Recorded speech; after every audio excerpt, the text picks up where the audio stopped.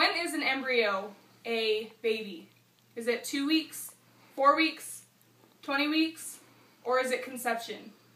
There are many misconceptions when it comes to abortion, and I'm going to show you a video that is some of the most common misconceptions in America today.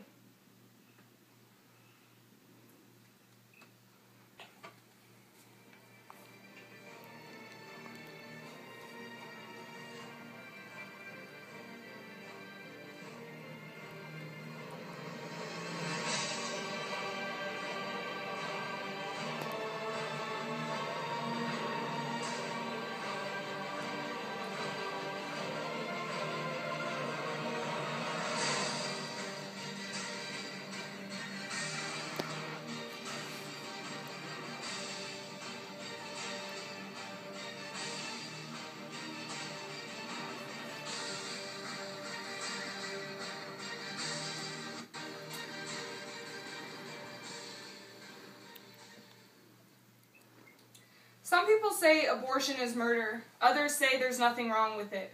Where do you all stand?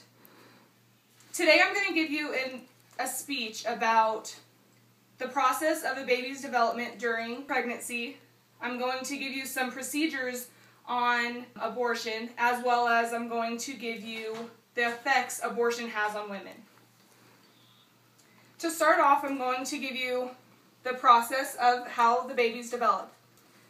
I got my sources from the book, The First 9 Months by Vicki Dial and Bradley G. Beck.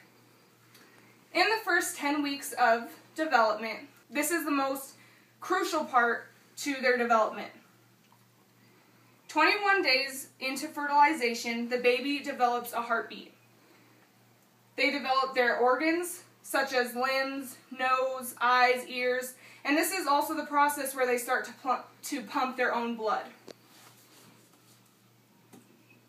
Week 11 to 20 is also very crucial to the developmental part of pregnancy. The babies at 11 to 20 weeks grow rapidly.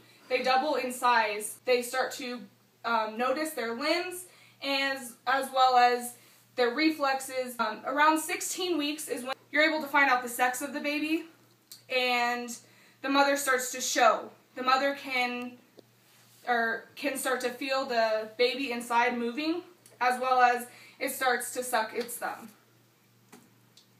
Around week 22 to 40 is also a little bit of developing the lungs.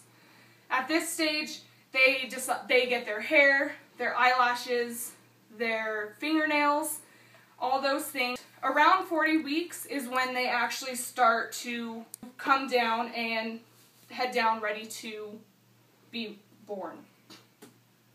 If you intentionally stop this process, that means you have aborted a baby. There are two different types of abortion.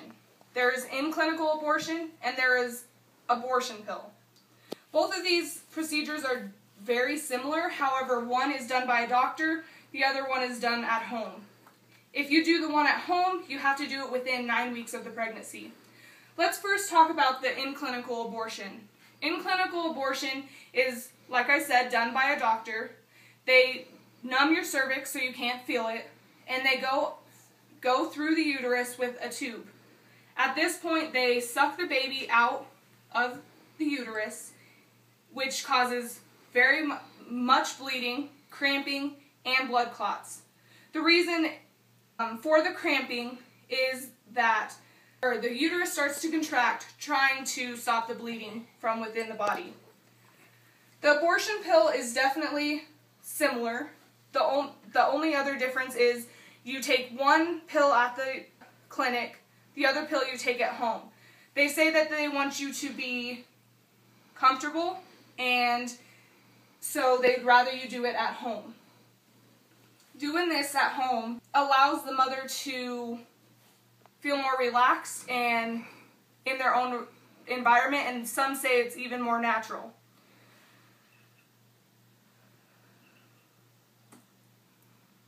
If you've done one abortion, there are definitely many different side effects that you can get.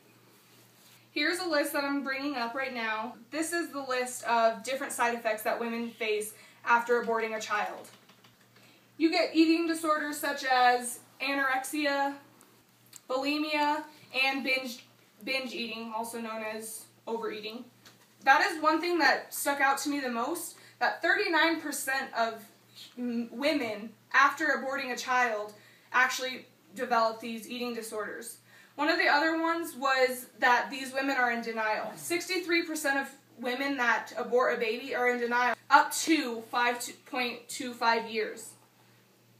The third one I'd like to explain to you is sexual dysfunction. This is increased pain during intimacy with your spouse. Most people say that the embryo is just a clump of cells. Well, I'm here to tell you, or show you the facts, that these embryos are not just a clump of cells. Now that you know the effects of abortion, we may be able to prevent it. Tonight I shared with you some simple facts about how the baby was processed during pregnancy, the procedures of an abortion, and the effects abortion has on women.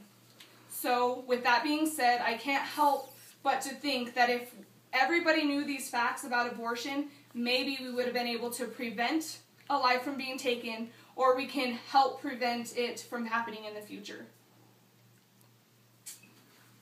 This is my audience: Steven, my mom, my sister, my dad, and my husband Brian.